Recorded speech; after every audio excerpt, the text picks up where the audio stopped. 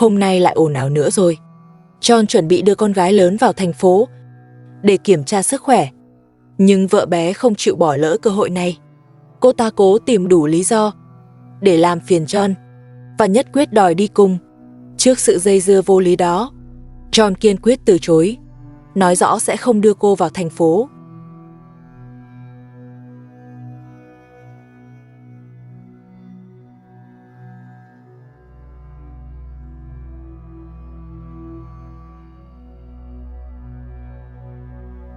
Xin chào mọi người, chào mừng mọi người quay lại với phần thuyết minh của mình. Hãy tiếp tục theo dõi câu chuyện. Sáng sớm hôm nay, John phát hiện chân của con gái lớn xuất hiện vài nốt đỏ lạ. Thấy con bé lo lắng gãi liên tục, anh không khỏi lo lắng. Để đảm bảo sức khỏe cho con, anh quyết định vào thành phố ngay, đưa con đi khám bác sĩ. Cả nhà nhanh chóng chuẩn bị, thu xếp hành lý, mang theo vài vật dụng cần thiết, cùng chút đồ ăn và nước dùng dọc đường. Chẳng bao lâu sau, vợ bé cũng đến nhà nhỏ. Thấy John và vợ cả đang thu xếp đồ đạc, rõ ràng đã chuẩn bị vào thành phố. Vợ bé lập tức nhận ra ý định của họ và bắt đầu lớn tiếng nói rằng mình cũng phải vào thành phố, lấy cớ cần khám thai và siêu âm.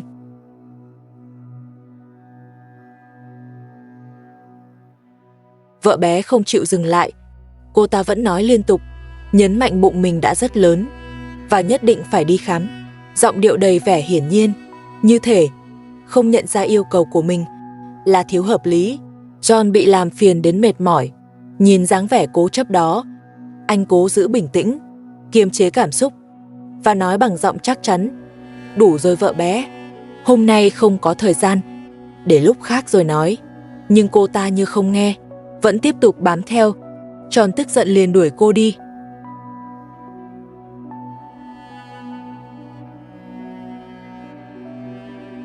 Sau khi ra ngoài, John đến chỗ ông bố chồng, vì anh biết rằng xe của ông bố chồng là phương tiện phù hợp nhất.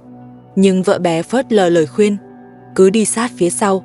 Dù nhiều lần bị bảo quay về lều, cô ta vẫn quyết tâm phải đi theo, như tin rằng chỉ cần bám sát sẽ có cơ hội vào thành phố. Sự cố chấp đó khiến John bất lực, nhưng anh không còn thời gian tranh cãi. Khi xe dừng trước nhà nhỏ, vợ bé lại gây ồn ào. Mục đích vẫn là đi khám thai, nhưng John đã hết kiên nhẫn.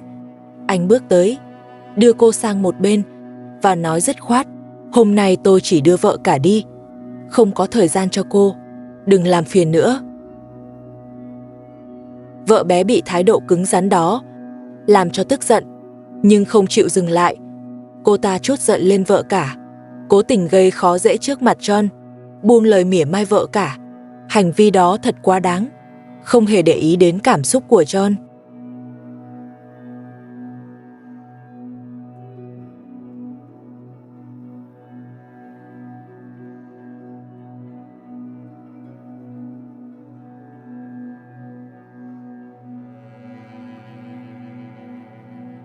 Đến thành phố, John đưa con gái lớn đi khám trước. Bác sĩ cho biết rằng những nốt đỏ không nghiêm trọng, chỉ là dị ứng nhẹ, uống thuốc đúng giờ sẽ khỏi nhanh. Bác sĩ kê thuốc và dặn dò cẩn thận, theo dõi thêm triệu chứng. Biết con không sao, John thở phào nhẹ nhõm. Anh trân trọng khoảnh khắc yên bình hiếm hoi, không có sự làm phiền của vợ bé. Cả nhà quây quần ấm áp bên nhau. John quyết định đưa con đến công viên giải trí, tận hưởng niềm vui ngắn ngủi.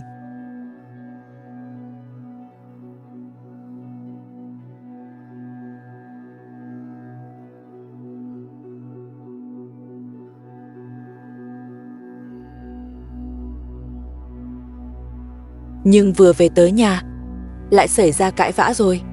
Hôm qua, con gái lớn nổi vài nốt đỏ ở chân. John đã đưa vợ con vào thành phố khám bác sĩ. Sau khi kiểm tra kỹ, bác sĩ kê một ít thuốc và dặn uống thuốc đúng giờ. Như vậy sẽ không có vấn đề gì. Để con mau hồi phục, John còn mua thêm đồ dùng sinh hoạt và thực phẩm.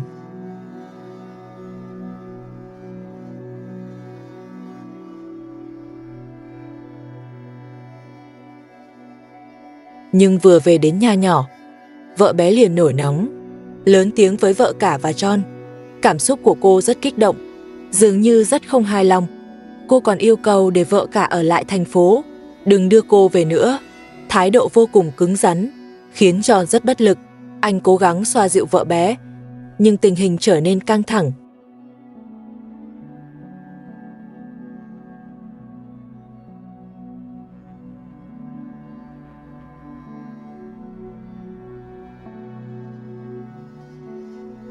Vợ cả hỏi, tại sao lại mặc áo khoác của John? Giọng điệu có chút không vui. Vợ bé không chịu nhún nhường, còn cố tình đẩy vợ cả. Thấy vậy, John lập tức ngăn lại và nghiêm khắc nhắc nhở cô, yêu cầu cô về lều. Nhưng vợ bé vẫn cứng đầu.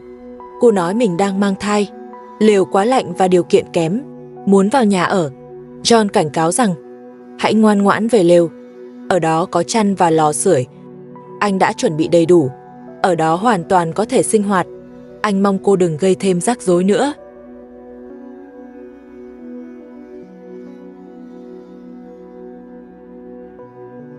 Cho dù John có cảnh cáo cỡ nào đi nữa, nhưng vợ bé luôn nói không ngừng, luôn tìm cơ hội làm khó vợ cả, và vẫn muốn quay lại nhà nhỏ. Lợi dụng lúc John đi đỗ xe, cô ta bắt đầu chửi rủa vợ cả và đuổi cô ra khỏi nhà chính. Cho đến khi John trở lại, anh chỉ biết thở dài, lại phải đối mặt với sự gây rối của cô. Lần này cô chất vấn, tại sao không đưa cô đi khám thai? Giọng đầy trách móc, như thể đó là nghĩa vụ của anh. John kiên nhẫn giải thích rằng, gần đây rất bận, không có thời gian. Nhưng anh cũng nói rõ, anh là người quyết định ở đây, sẽ không làm theo yêu cầu vô lý của cô. Anh mong cô hiểu và đừng tiếp tục gây chuyện nữa.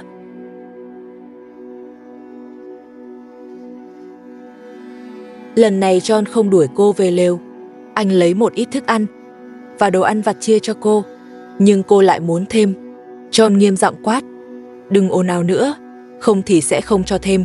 Giọng anh có chút nghiêm, nhưng anh vẫn cố tránh xung đột lớn. Hơn nữa cô nói quá nhiều, thường khiến anh đau đầu. Rõ ràng John không phải người vô tình. Dù hành vi của vợ bé là sai, anh vẫn cố gắng tạo điều kiện tốt cho cô, sắp xếp cho cô ở lều, trang bị đầy đủ đồ dùng. Anh chuẩn bị đủ chăn, có thức ăn và đồ ăn vặt trong thời tiết lạnh, và có thiết bị sưởi. Hy vọng cô mang thai có thể thoải mái hơn. Vợ bé dường như mãi không biết đủ. Tuy nhiên, dù John đã cố gắng đáp ứng nhu cầu của cô luôn muốn đuổi vợ cả đi, chỉ muốn làm vợ chính và chiếm lấy gia đình này.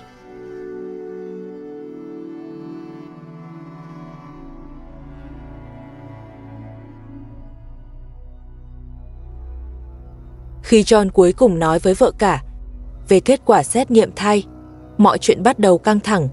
Đứa trẻ đúng là con của anh. Vợ cả khó có thể chấp nhận sự thật này. Cô quyết định rời khỏi nhà và muốn ly hôn với John. Cô không thể tiếp tục chịu đựng sự tổn thương này.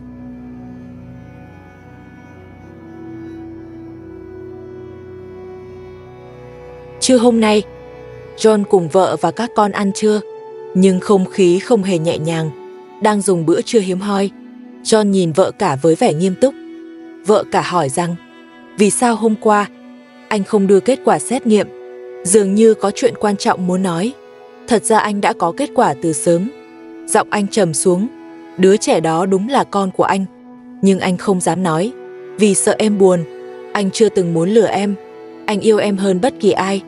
Vợ cả có lẽ đã đoán được sự thật. Không ngờ anh nói thẳng như vậy.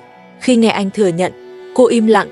John tiếp tục giải thích rằng anh cũng không hài lòng, nhưng trước khi đứa trẻ chào đời, chỉ có thể để vợ bé ở lều, vì anh không còn lựa chọn khác.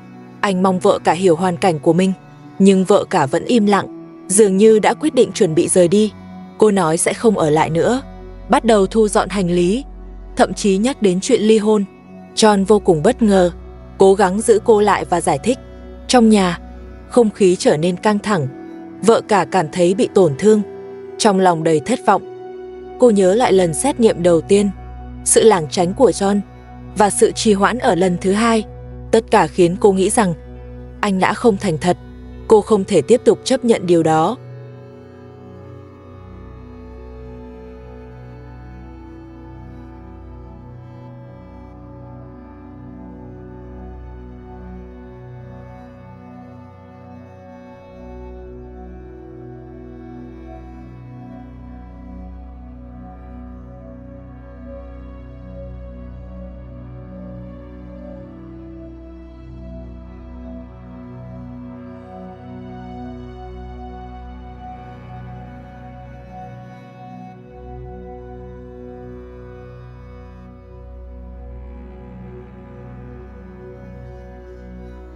John tỏ ra bối rối.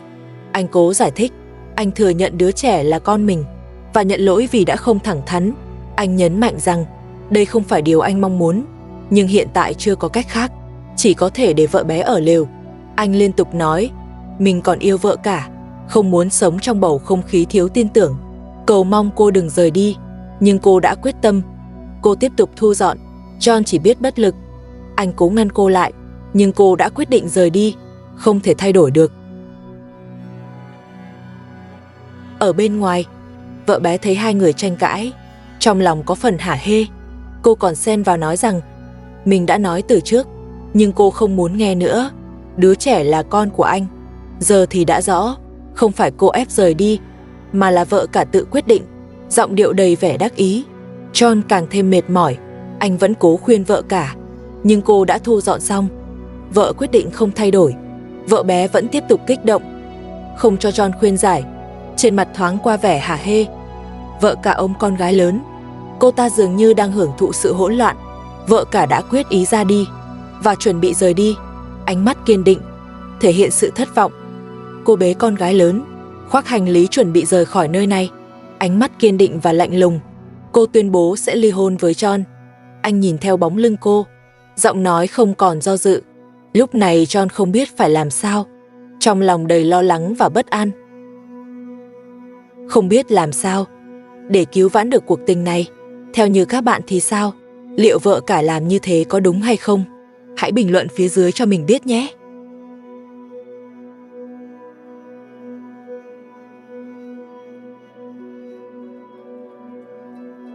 Câu chuyện vẫn tiếp diễn. Chúng ta cùng chờ xe. Vì vợ cả đã hoàn toàn thất vọng về John, cô quyết định rời khỏi đây và muốn ly hôn với John.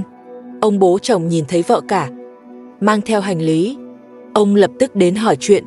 Sau khi biết nguyên nhân, ông rất lo lắng, không muốn con dâu và cháu gái phải bơ vơ bên ngoài, nên kiên quyết đưa cô về. Ông trên đường liên tục an ủi, khuyên cô hãy bình tĩnh lại và cho John thêm cơ hội. Ông hứa sẽ nói chuyện nghiêm túc với John để giải quyết vấn đề, vì cô còn đang mang thai, lại phải chăm sóc con gái lớn. Rời làng một mình rất nguy hiểm. Trên đường cô không ngừng rơi nước mắt, cảm thấy số phận bất công. Ông bố chồng nhìn vợ cả rời đi, trong lòng ông vô cùng xót xa. Ông dịu dàng an ủi, không có chuyện gì là không thể giải quyết, chúng ta sẽ từ từ tìm cách.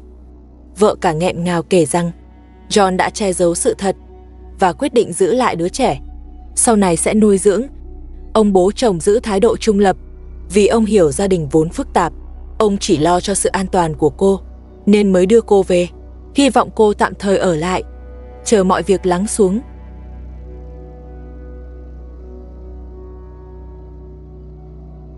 Vợ cả dần bình tĩnh hơn, không còn khóc nhiều như trước.